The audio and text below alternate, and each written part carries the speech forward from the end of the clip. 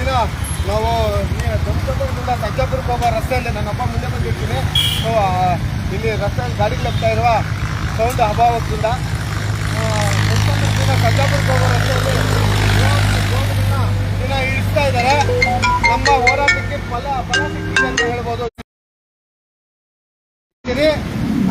ವಿಕಾಸ್ ಸೌಧ 335 ಕೊಠಡಿ ನಂಬರು 3ನೇ ಮಾಡಿಯಲ್ಲಿ ಹೋಗಿ ಕೊಟ್ಟು ಬಂದಿರ್ತೀರಿ. ಕೊಟ್ಟು ಬಂದು ಅದಾದ ಮೇಲೆ ಚೀಫ್ ಇಂಜಿನಿಯರ್ಗೆ ಒಂದು ಕಾಪಿ ಅದೇ ಸೇಮ್ ಇನ್ನೊಂದು ಕಾಪಿ ಚೀಫ್ ಇಂಜಿನಿಯರ್ಗೆ ಹಾಕಿರ್ತೀರಿ. ಹಾಗೂ ಇನ್ನೊಂದು ಕಾಪಿಯನ್ನು ಇವ್ರಿಗೆ ನಮ್ಮ ಡಬಲ್ ಇಂಜಿನಿಯರ್ಗೆ ಕೊಟ್ಟಿರ್ತೀರಿ. ಎಲ್ಲರ ಹತ್ರನೂ ನಾವು ಸೀಲು ಮತ್ತು ಸಿಗ್ನೇಚರ್ ಹಾಕ್ಸ್ಕೊಂಡ್ಬಂದು ಇಟ್ಕೊಂಡಿದ್ದೀರಿ ಎಲ್ಲ ಅಧಿಕಾರಿಗಳದ್ದು. ನೋಡಿ, ಇದು ಪ್ರಿನ್ಸಿಪಲ್ ಸೆಕ್ರೆಟರಿದು, ಪ್ರತಿ ಒಬ್ಬರದು, ಆಮೇಲೆ AEEಗೂ ಎಲ್ಲರಿಗೂ ಕೊಟ್ಟು ನಾವು ಸೀಲು ಸಿಗ್ನೇಚರ್ ಹಾಕ್ಸ್ಕೊಂಡು ಆನೇಕಲ್ಲಲ್ಲಿ ಬಂದಿರ್ತೀರಿ. ಬಂದ ಮೇಲೆ ಸತತವಾಗಿ ನಮ್ಮ KRS ತಂಡ ಏನಿದೆಯೋ ನಾವು ಸತತವಾಗಿ ಪ್ರಯತ್ನ ಮಾಡ್ತಾ ಇರೋದ್ರಿಂದ ಈ ದಿನ ಎಚ್ಚೆತ್ಕೊಂಡು ನಮಗೆ ಡೇಟ್ಗಳ ಮೇಲೆ ಡೇಟ್ಗಳು ಕೊಟ್ಟಾಗ ಬರೋ ವಾರ ಈ ವಾರ ಅಂತ ಹೇಳಿ ನಿನ್ನೆಯಿಂದ ಅಖಾಡಕ್ಕೆ ಬಂದಿದ್ದಾರೆ.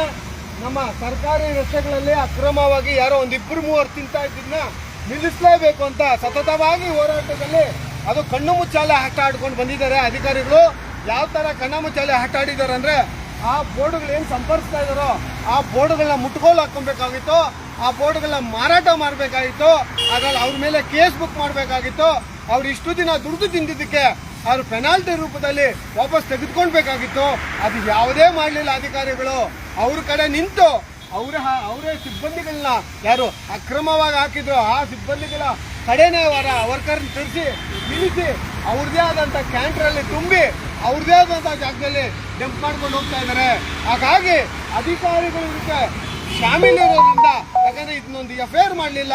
ಎಲ್ಲ ಪ್ರಿನ್ಸಿಪಾಲ್ ಸೆಕ್ರೆಟರಿವರೆಗೂ ಹೋದ್ರೂ ಕೂಡ ಪ್ರಿನ್ಸಿಪಾಲ್ ಸೆಕ್ರೆಟರಿ 8 ಗಂಟೆಗಳಲ್ಲಿ ಅವರು ಗಡ್ಡ ಎತ್ತಿ ನಮ್ಮ ಚೀಫ್ ಇಂಜಿನಿಯರ್ಗೆ ಹಾಕ್ತಾರೆ. ಚೀಫ್ ಇಂಜಿನಿಯರ್ 1.5 ತಿಂಗಳಿಂದ 2 ತಿಂಗಳಿಂದ ಪಕ್ಕದಲ್ಲಿ ಇಟ್ಕೊಂಡಿರ್ತಾರೆ. ಸತತವಾಗಿ ನಮ್ಮ KRS ತಂಡ 3 ಬಾರಿ ಹೋಗಿ ನಾವು ಹೋರಾಟ ನೀವೆಲ್ಲ ನೋಡಿದ್ದೀರಾ ಮಾಡಿ ಬಂದ ಮೇಲೆ ಈಗ ರೋಡ್ ಬಂದಿದ್ದಾರೆ. ಅವ್ರ ಅಧಿಕಾರಿಗಳು ಯಾರೂ ಇಲ್ಲ. ಅಧಿಕಾರಿಗಳು ನಮ್ಮ ಸಾರ್ವಜನಿಕರ ಸಂಬಳ ತಗೊಂಡು ಅವ್ರಿಗೆ AC ಕಾರ್ ಕೊಟ್ಟು ಬರೋದಿಲ್ಲ. ನೋಡಿ, ಅವರು ಯಾರು ಬೋರ್ಡ್ಗಳು ಹಾಕಿದ್ದಾರೆ ಅವ್ರಿಗೆ ಕೊಟ್ಟು ಇಳಿಸ್ತಾ ಇದ್ದಾರೆ ಹೊರತು ಯಾವುದೇ ರೀತಿಯಲ್ಲಿ ಅಧಿಕಾರಿಗಳು ಇವ್ರ ಮೇಲೆ FIR ಮಾಡಲಿಲ್ಲ. ಯಾವುದೇ ರೀತಿಯಲ್ಲಿ ಮುಟ್ಗೋಲು ಹಾಕೊಳ್ಳಿಲ್ಲ. ಇಷ್ಟು ದಿನ ದುಡ್ದು ತಿಂದು ಲಕ್ಷಾಂತರ ರೂಪಾಯಿ. ನೋಡಿ ವೀಕ್ಷಕರೇ, ಈ ಬೋರ್ಡ್ ಒಂದು ಕಡೆಗೆ ಆ ಕಡೆಗೆ ಬಿಟ್ಟು 1,25,000 ರೂಪಾಯಿ ಪರ್ ಮಂತ್, ಆ ಕಡೆಗೆ 1,25,000, ಹಾಗೆ 2.5 ಲಕ್ಷ ಒಂದು ಬೋರ್ಡ್ಗೆ ತಿಂಗಳಿಗೆ ಬಾಡಿಗೆ. ಇದರಲ್ಲಿ ಯಾರಪ್ಪ ತಿಂತಾ ಇದ್ರು? ಯಾವ ಅಧಿಕಾರಿ ತಿಂತಾ ಇದ್ದ? ಈ ಪ್ರೈವೇಟ್ ಆ ವ್ಯಕ್ತಿಗಳು ಯಾರಿದಾರೋ ಆ ವ್ಯಕ್ತಿಗಳಿಗೆ ಹಾಕೋದಕ್ಕೆ ಕಣ್ಣು ಕಾಣಿಸೋದಿಲ್ವಾ? AEಗಳು, AEEಗಳು ಮತ್ತು ಡಬಲ್ ಮತ್ತು ಚೀಫ್ ಇಂಜಿನಿಯರು, ಪ್ರಿನ್ಸಿಪಲ್ ಸೆಕ್ರೆಟರಿ, ಈ ಲೈನ್ ಅಧಿಕಾರಿಗಳು ಏನು ಮಾಡ್ತಾ ಇದ್ದಾರೆ? ಅಧಿಕಾರಿಗಳ ಮೇಲೆ ಕ್ರಮ ಇಲ್ಲ. ಅವತ್ತೇ ಚೀಫ್ ಇಂಜಿನಿಯರ್ಗೆ ಹೇಳಿದ್ದೀನಿ, ಕ್ರಮ ಜರುಗಿಸಲೇಬೇಕು ಸ್ವಾಮಿ ಅಂತ. ಆಯಿತು, ಕಣ್ಣೋರ್ಸುವ ತಂತ್ರದಲ್ಲೇ ಅಧಿಕಾರಿಗಳು ಈ ಮಟ್ಟಕ್ಕೆ ನಾಟಕಗಳು ಆಡ್ಕೊಂಡು ಇದರಲ್ಲಿ ಅವ್ರಿಗೆ ಅಮೇದಿ ತಿನ್ಕೊಂಡು ಇದರಲ್ಲಿ ಏನಾದ್ರು ಎಂಜಿಲ್ ಕಾಸು ಬರ್ತಾ ಇತ್ತಾನೋ ಅಧಿಕಾರಿಗಳಿಗೆ. ಯಾಕೆ ಹೇಳ್ತೀನಿ ಅಂದರೆ, ಇವ್ರಿಗೆ ಬಂದಿಲ್ಲ ಅಂದರೆ ಖಂಡಿತವಾಗಿ FIR ಬುಕ್ ಮಾಡ್ತಾ ಇದ್ರು. ಯಾರು ಇದನ್ನ ಹಾಕಿದಾರೋ ಅವ್ರ ಮೇಲೆ ಕಾನೂನು ಕ್ರಮ ಜರುಗಿಸ್ತಾ ಇದ್ರು. ಇವತ್ತಿನವರೆಗೂ ಯಾವುದೊಂದು ಕಂಪ್ಲೇಂಟ್ ರಾಜ್ ಮಾಡಲಿಲ್ಲ. ಇಲ್ಲಿ ಫುಟ್ಪಾತಲ್ಲೂ ಬೋರ್ಡ್ಗಳೇ, ನೋಡಿ ಫುಟ್ಪಾತಲ್ಲೂ ಬೋರ್ಡ್ಗಳೇ, ಮೇಲೇನೂ ಬೋರ್ಡ್ಗಳೇ. ಯಾರಪ್ಪನ ಸೊತ್ತು ಸ್ವಾಮಿ? ಸಾರ್ವಜನಿಕರ ಸೊತ್ತನ್ನ ಹಗಲ್ದೋರಡೆ ಹಾಕ್ತಾ ಇದ್ರು PW ಅಧಿಕಾರಿಗಳು. ನಿದ್ದೆಯಿಂದ ಎದ್ದಿಲ್ಲ. ನಿದ್ದೆನೇ ಅವ್ರಿಗೆ ಹೊರಪಟ ಆಗೋಗಿದೆ. ನಿದ್ದೆ ಮಾಡೋದು ಬಿಟ್ರೆ ಬೇರೆ ಇಲ್ಲ ನನ್ನ ಕೆಲಸ. ತಿಂಗಳಾದ್ರೆ ನನ್ನ ಸಂಬಳ ಬಂತ, ನನ್ನ ಗಿಂಬಳ ಬಂತ, ನಾನು ಮನೆಯಲ್ಲಿದ್ದ, ನನ್ನ ಕಾರಿದೆ, ಡ್ರೈವರ್ ಇದೆ ಅನ್ನೋ ಲೆಕ್ಕದಲ್ಲಿ ಅಧಿಕಾರಿಗಳು ಹೋಗ್ಬಿಟ್ಟಿದ್ದಾರೆ. ಹಾಗಾಗಿ ಕರ್ತಗಳಿಗೆ ನಾವು ಯಾವುದು ಕಾನೂನು ರೀತಿಯಲ್ಲಿ ಕೆಲಸ ಮಾಡ್ರಿ. ನಿಮ್ಮ ಕೆಲಸ ನೀವು ಮಾನ ಮರಿದ್ಬಿಟ್ಟು ಸರಿಯಾಗಿ ಮಾಡ್ರಿ ಅನ್ನೋದಕ್ಕೆ ನಾವು ಪತ್ರಗಳು ಬರಿಬೇಕು ಸ್ವಾಮಿ. ನಿಮ್ಮ ಕೆಲಸ ಮಾಡೋಕ್ಕೆ ಯಾಕೆ ಹೇಳ್ತಿದ್ದಕ್ಕೆ ನಾವು ಪತ್ರ ಬರಿತಾ ಇದ್ದೀರಿ ಅಂದರೆ, ನೀವಂತ ಅಧಿಕಾರಿಗಳಿಗೆ ನಾವು ಸಂಬಳ ಕೊಟ್ಕೊಂಡು ಇಟ್ಕೊಬೇಕಾ? ನಿಮ್ಮಂಥ ಅಧಿಕಾರಿಗಳು ತೊಲಗ್ರಿ. ನಿಮ್ಮಂಥ ಅಧಿಕಾರಿ ನಮಗೇನಕ್ಕೆ ಬೇಕು? ನಾವು ಸತತ ಹೋರಾಟಕ್ಕೆ ನೀವು ಬೆಲೆ ಕೊಟ್ಟು, ಈಗ ಯಾರೋ ಅವನು ಹಾಕಿರುವ ಅಕ್ರಮ ಇವನಿಗೆ ಬಿಟ್ಟುಕೊಟ್ಟಿದ್ರು ಇಳಿಸೋದಕ್ಕೆ ಅಂದರೆ ಅವ್ನು ಎತ್ಕೊಂಡೋಗಿ ಒಂದು ಜಾಗದಲ್ಲಿ ಲೋಡ್ ಮಾಡ್ಕೊತಾ ಇದ್ದಾರೆ ಅಂದರೆ ಏನ್ರಿ ನಿಮ್ಮ ಕತೆ? ಒಂದು ಅಧಿಕಾರಿ ಫೋನ್ ತೆಗೆಯೋದಿಲ್ಲ. ಯಾಕ್ರಿ ಸ್ಪಾಟಲ್ಲಿ ನಿಂತ್ಕೊಳ್ಳಲ್ಲ ನೀವು?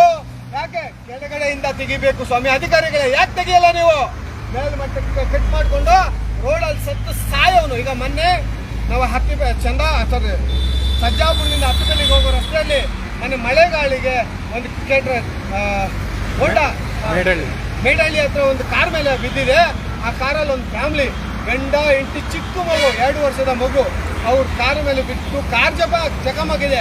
ಕಾರ್ ಹೋಗ್ಲವರು ಸಮೇತ ಚಿಕ್ಕ ಮಗು ಮತ್ತು ಫ್ಯಾಮ್ಲಿ ಇತ್ತು. ಅವ್ರಿಗೆ ಯಾರಿಗೂ ಒಬ್ರಿಗಾಗಿದೆ ಅವ್ರ ಫ್ಯಾಮ್ಲಿಗೆ. ನೀವು ಬರ್ತೀರಾ? ಅಧಿಕಾರಿಗಳು ಬರ್ತೀರಾ? ಅಲ್ಲ PW ಮಿನಿಸ್ಟರ್ ಇದ್ದಾನಲ್ಲ ಸತೀಶ್ ಜಾರಕಿಹೊಳಿ ಅವರು, ನನಗೆ ಇದೇ ಖಾತೆ ಬೇಕು ಅಂತ ಕಿತ್ಕೊಂತೀರಲ್ಲ ಸ್ವಾಮಿ. ಈ ಕರ್ನಾಟಕದಲ್ಲಿ ಈ ಅಕ್ರಮವಾಗಿ ಬೋರ್ಡ್ಗಳನ್ನ ತಲೆ ಎತ್ತಿರೋದು ನಿಮ್ಗೆ ಕಣ್ಣಿಗೆ ಕಾಣಿಸೋದೇ ಇಲ್ವಾ? ಯಾಕೆ ಸ್ಟೇಟ್ ಹೈವೇಗಳಲ್ಲಿ ನೀವು ಓಡಾಡೋದೇ ಇಲ್ವಾ? ಬರೀ ಹೆಲಿಕಾಪ್ಟರ್ಗಳಲ್ಲಿ ಓಡಾಡ್ತೀರಾ ಮಿನಿಸ್ಟ್ರುಗಳೇ. ಒಂದು ಬೀದಿಗೆ ಬಂದು ನಿಮ್ಗೆ ಕಾರ್ ಕೊಟ್ಟಿದ್ದೀರಿ, ಡ್ರೈವರ್ನ ಕೊಟ್ಟಿದ್ದೀರಿ ಸ್ವಾಮಿ. ಸಾರ್ವಜನಿಕರ ಹಣದಲ್ಲ ನಿಮಗೆ ಬರೋದು. ಒಂದು ಬೀದಿಯಲ್ಲಿ ನೋಡಿ ನಿಮ್ಗೇನು ಕಣ್ ಕಾಣಿಸಿರಲ್ವಾ? ಸ್ಟೇಟ್ ಹೈವೇಗಳಲ್ಲಿ ಇದೆ ಅಂತ ನಿಮ್ಗೆ ಗೊತ್ತಿರೋದಿಲ್ವಾ? ಯಾಕೆ ಕ್ರಮ ಜರುಗಿಸೋದಿಲ್ಲ? ಹಾಗಾದ್ರೆ ನೀವು ಮೇಲ್ನೋಟಕ್ಕೆ ಇದ್ರಲ್ಲಿ ಪಾಲುದಾರರ ಒಂದು ಅನುಮಾನ ಮೂಡುತ್ತೆ. ಹಾಗಾಗಿ ಈ ಕೂಡಲೇ ಈ ವಿಡಿಯೋ ಮಿನಿಸ್ಟ್ರು ಮತ್ತು ಚೀಫ್ ಮಿನಿಸ್ಟ್ರು ಸಿದ್ದರಾಮಯ್ಯ ಅವ್ರಿಗೂ ಹೋಗೋವರೆಗೂ ಶೇರ್ ಮಾಡಿ.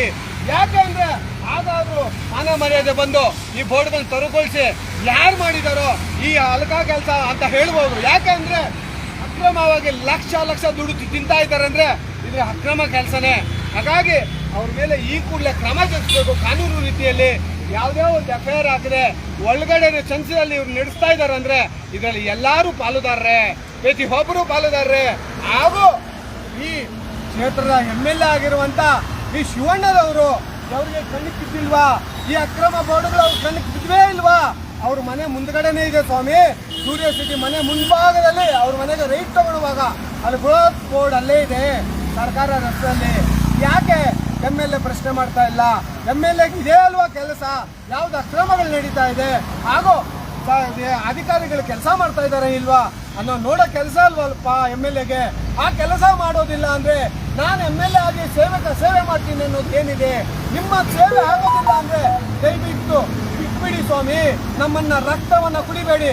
ಹೀಗೆ ಸಿಕ್ಕಾಪಟ್ಟೆ ತೆರಿಗೆಗಳ ಹೆಚ್ಚುವರಿ ಮಾಡಿ ಬಡವರ ಬಗ್ಗರನ್ನೆಲ್ಲ ರಕ್ತ ಕುಡಿತಾ ಇದೆ ಗೌರ್ಮೆಂಟ್ಗಳು. ಎಲ್ಲ ಗೌರ್ಮೆಂಟ್ಗಳು ಇದೇ ಗೌರ್ಮೆಂಟ್ ಅಂತಲ್ಲ. ಅದರಲ್ಲಿ ಈ ಅಕ್ರಮವಾಗಿ ದುಡ್ಡು ತಿನ್ನೋರಿಗೆ ಬಿಟ್ಟಿದ್ದು ಇವೆ ಯಾವುದೇ ಪರವಾನಗಿ ಇಲ್ಲದೆ ಗ್ರಾಮ ಪಂಚಾಯತಿಗಳಲ್ಲಿ ಹೋಗಿ ಪರವಾನಗಿ ತಗೊಂಡಿದ್ದೀನಿ ಅಂತ ತೋರಿಸ್ಕೊಂಡು ನೀವು ಕಣ್ಣು ತಂತ್ರ ಮಾಡಿಸ್ತಾ ಇದ್ದೀರಿ. MLA ಅವರೇ, ನಿಮ್ಮ ಮನೆಯ ಪಕ್ಕದಲ್ಲಿ ರೈತಿಗೆ ಹೋಗುವಾಗ ಸೂರ್ಯ ಸಿಟಿ ಅಲ್ಲಿ ಹತ್ರ ಅಲ್ಲೇ ಒಂದು ಬೃಹತ್ ರೋಡ್ ಇದೆಯಲ್ಲ ಸ್ವಾಮಿ, ಆನೇಕಲ್ ರೋಡಲ್ಲಿ. ಆನೇಕಲ್ ರೋಡು ಚಂದಾಪುರದಿಂದ ನಿಮ್ಮ ಮನೆಯವರೆಗೆ ಸುಮಾರು 4 ಬೋರ್ಡ್ಗಳಿದ್ದಾವೆ. ನೀವು ನೋಡಲೇ ಇಲ್ವಾ? ನಿಮ್ಗೆ ಕಣ್ಣಿಗೆ ಕಾಣಿಸಲೇ ಇಲ್ವಾ? ಡೈಲಿ ಆ ರೋಡಲ್ಲಿ ಓಡಾಡೋದೇ ಇಲ್ವಾ? ಹಂಗಾದ್ರೆ ಮೇಲ್ನೋಟಕ್ಕೆ ನೀವೇ ಇದ್ದೀರಾ? ನನಗೆ ಅನುಮಾನ ಮೂಡ್ತಾ ಇದೆ. ಯಾಕೆ ಅಂದ್ರೆ ನಿಮ್ಮ ಮನೆ ರೋಡಲ್ಲೇ 4-5 ಬೋರ್ಡ್ಗಳಿದ್ರು. ಇದ್ರ ಬಗ್ಗೆ ಯಾವುದೇ ಕ್ರಮ ಜರುಗಿಸಿಲ್ಲ ಅಂದ್ರೆ ನನಗೆ ಅನುಮಾನ ಮೂಡದೆ ಏನೇನೂ ಇಲ್ಲ. ಹಾಗಾಗಿ ನಮ್ಮ ಸತತ ಪ್ರಯತ್ನದಿಂದ ನಮ್ಮ KRS ತಂಡ ಏನಿದೆಯೋ, ನಮ್ಮ ಆನೇಕಲ್ ಟೀಮ್ ಏನಿದೆಯೋ ಇದನ್ನ ಸತತವಾಗಿ ಫಾಲೋ ಮಾಡಿಕೊಂಡು ದಿನ ಏನಾಗ್ತಾ ಇದೆ ಎಲ್ಲ ಅಧಿಕಾರಿಗಳಿಗೆ, ನಾನಾಗಿರ್ಬೋದು, ವಿಜಯ್ ಆಗಿರ್ಬೋದು, ಮತ್ತು ಹರೀಶ್ ಆಗಿರ್ಬೋದು, ವಸುಂಧರಾ ಆಗಿರ್ಬೋದು, ಮತ್ತು ರವಿ, ಎಲ್ಲ ನಮ್ಮ ಸೈನಿಕರೇನಿದ್ರು ಪ್ರತಿಯೊಂದು ಅಧಿಕಾರಿಗೆ ಏನಾಗಿದೆ, ಈ ದಿನಕ್ಕೆ ಎಷ್ಟು ಪ್ರೋಗ್ರೆಸ್ ಆಗಿದೆ, ಏನಾಗ್ತಾ ಇದೆ, EO ಫೋನ್ ಮಾಡಿ EO ಅವರೇ ನಿಮ್ಮ ಪಂಚಾಯತಿಗಳ ಕಡೆಯಿಂದ ಕೊಟ್ಟಿರುವ ಯಾವುದು ಪರವಾನಗಿಗಳನ್ನ ಇನ್ನೂ ಕೊಡಿರಿ ಅಂತ ಹೇಳಿ ಪ್ರತಿಯೊಂದು ಹೋರಾಟದಲ್ಲಿ ನಮಗೆ ಪ್ರಯತ್ನ ನಿನ್ನೆಯಿಂದ ನಮ್ಗೆ ಫಲ ಸಿಗ್ತಾ ಇದೆ. ನಮ್ಮ KRSಗೆ ಯಾಕೆ ಫಲ ಸಿಗ್ತಾ ಇದೆ ಅಂದರೆ ನಮ್ಮ ಕಷ್ಟದಿಂದ ಎಲ್ಲ ಅಧಿಕಾರಿಗಳಿಗೆ, ಎಲ್ಲ ಕಚೇರಿಗಳಿಗೆ PW ಡಿಪಾರ್ಟ್ಮೆಂಟಿಂದ ಇರುವ ವಿಕಾಸಸೌಧದ ಒಳಗಡೆ ನಾನು ಮತ್ತು ರವಿ ಹೋಗಿದ್ದೀರಿ. ಆ ದಿನ ನಮ್ಮನ್ನು ಒಳಗಡೆ ಬಿಡೋದಕ್ಕೆ 4 ಪೊಲೀಸ್ ನಮ್ಮನ್ನು ಜೊತೆಯಲ್ಲಿ ಕರ್ಕೊಂಡು ಹೋಯ್ತು. ನಮ್ಮ T-ಶರ್ಟ್ ಕೊಡಿ, ಇದೇ ಕೆಲಸಕ್ಕೆ ನಾವು ಹೋಗಿದ್ದು. ಆ ದಿನ ಹೋಗಿದ್ದ ಅದೇ ವಿಕಾಸಸೌಧದ ಮುಂದೆ ನಾನು ರವಿ ಇಬ್ಬರು ಮಾತಾಡಿದ್ದೀರಿ ನೋಡಿ. ಅವತ್ತು ಹೋಗಿದ್ದೆ ಪ್ರಿನ್ಸಿಪಲ್ ಸೆಕ್ರೆಟರಿಗೆ ಅರ್ಜಿ ಕೊಟ್ಟು ಬರೋದಕ್ಕೆ. ಹಾಗಾಗಿ ಅದನ್ನೇ ನಾವು ಕೊಟ್ಟು ಬಂದಿದ್ದು 19/3/24 ಪ್ರಿನ್ಸಿಪಾಲ್ ಸೆಕ್ರೆಟರಿ ಕೊಟ್ಟು ಬಂದಿದ್ವಿ, ಮುಖ್ಯ ಕಾರ್ಯದರ್ಶಿಗಳಿಗೆ. ಅಲ್ಲಿ ಹೋಗಿ ಕೊಟ್ಟು ಬಂದರೂ ಕೂಡ ಅವರು ಒಂದೇ ದಿವಸಕ್ಕೆ ಪಾಸ್ ಮಾಡಿದ್ರು ಕೂಡ ಚೀಫ್ ಇಂಜಿನಿಯರ್ ಟೇಬಲ್ ಕೆಳಗಡೆ ಅವರ ಚೇರ್ ಕೆಳಗಡೆ ಇಟ್ಕೊಂಡು ಕುತ್ಕೊಂಡ್ಬಿಟ್ಟಿದ್ರು.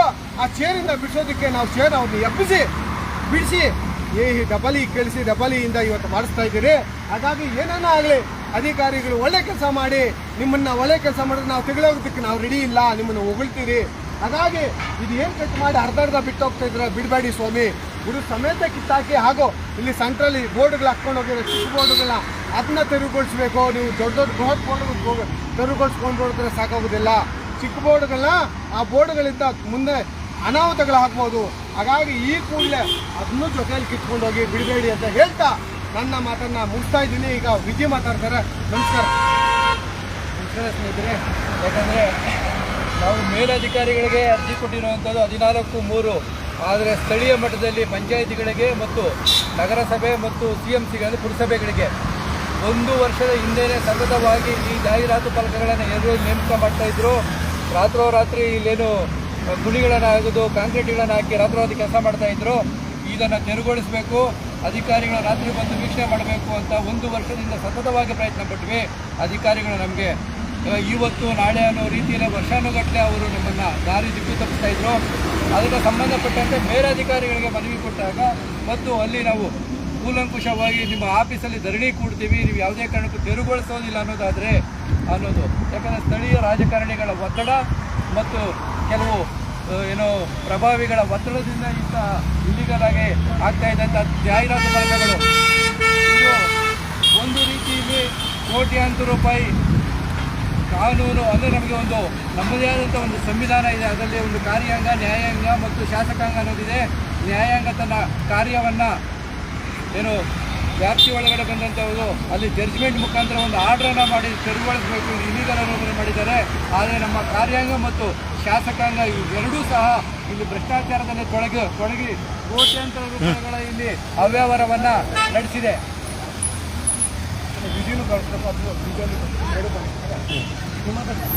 ಈಗಾಗಲೇ ಯಾಕಂದರೆ ಈ ಒಂದು ದೊಡ್ಡ ಮಟ್ಟದ ಕಮಾನುಗಳೇನಿತ್ತು ಇವೆಲ್ಲರೂ ಕೋಟ್ಯಾಂತರ ರೂಪಾಯಿ ವರ್ಷಾನುಗಟ್ಟಲೆ ಇವರು ಇಲೀಗಲ್ ಆಗಿ ದುಡ್ಡುಗಳನ್ನು ಮಾಡಿದ್ದಾರೆ. ಯಾಕೆ ಮಾಡ್ಕೊಂಡ್ರು, ಯಾರು ಮಾಡಿದ್ರು? ಇಲ್ಲೆಲ್ಲ ಸ್ಥಳೀಯವಾಗಿ ಆಡಳಿತಗಳು ಮತ್ತು ಇಲ್ಲಿದಂಥ ಸ್ಥಳೀಯ ಪಂಚಾಯಿತಿಗಳು ಇವೆಲ್ಲವೂ ಶಾಮೀಲಾಗಿದೆ. ಇಲ್ಲಿ ಸ್ಥಳೀಯ ತಾಲೂಕು ಆಡಳಿತವನ್ನು ನಡೆಸಬೇಕಾದಂತಹ ಅಧಿಕಾರಿ ಸಹ ಇಲ್ಲಿ ಶಾಮೀಲಾಗಿದ್ದಾರೆ.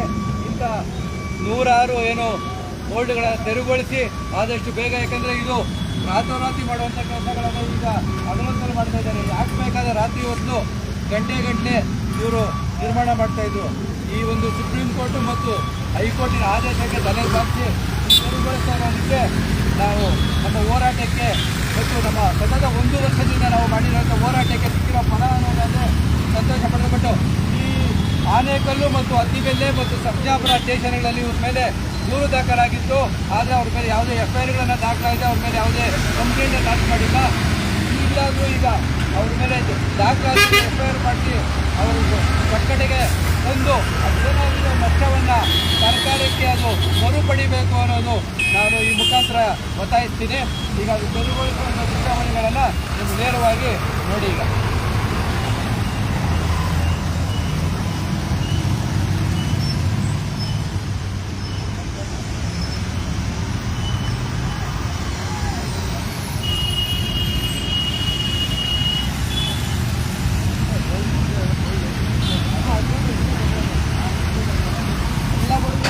ಹೈಕೋರ್ಟ್ ಆಗಿ ಪಂಚಾಯತಿ ಮೇಲೆ ಹೋಗಿ ಸ್ಟೇ ತಗೊಂಡ್ಬಂದ್ಬಿಟ್ಟಿದ್ದೀವಿ ನಾವು. ಅದನ್ನೇ ನಮ್ಗೆ ಹೇಳಿದ್ದು ಅವತ್ತು ಇದಾಗ ಹದಿನೈದು ಕೂಡ ಕರೆಕ್ಟ್ ಅಂತ ಕೇಳಿದಾಗ ಸರಿ ನಾವು ತಿಳಿಸ್ತೀವಿ ಅಂತೀವಿ. ನೋಡಿ ಇದೆಲ್ಲ ಹಾಕೊಂಡಿದೆ, ಬೋರ್ಡಲ್ಲಿ ಕೂಡ ಎಲ್ಲದೆಲ್ಲ ಹಾಕೊಂಡಿದೆ.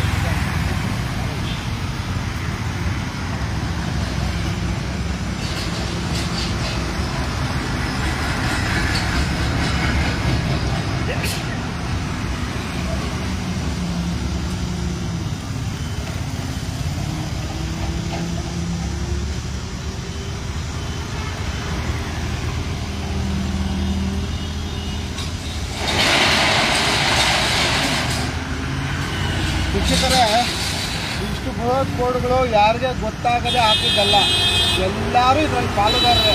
ಹಾಗಾಗಿ ಈಗ ಸತತವಾಗಿ ವಿಜಿ ಹೇಳ್ದಂಗೆ ಎಲ್ಲ ಅಧಿಕಾರಿಗಳಿಗೂ ಪತ್ರ ಬರೆದು ಈ ಮಟ್ಟಕ್ಕೆ ಇರೋದಕ್ಕೆ ನಮಗೆ ಇಷ್ಟು ಕಷ್ಟ ಆಯಿತು ಅಂದರೆ ಹೋರಾಟಗಾರರಿಗೆ ಇದರಲ್ಲಿ ಯಾರ್ಯಾರು ಇನ್ವಾಲ್ವ್ ಆಗಿದ್ದು ಅಂತ ತಿಳ್ಕೊಳ್ಳಿ.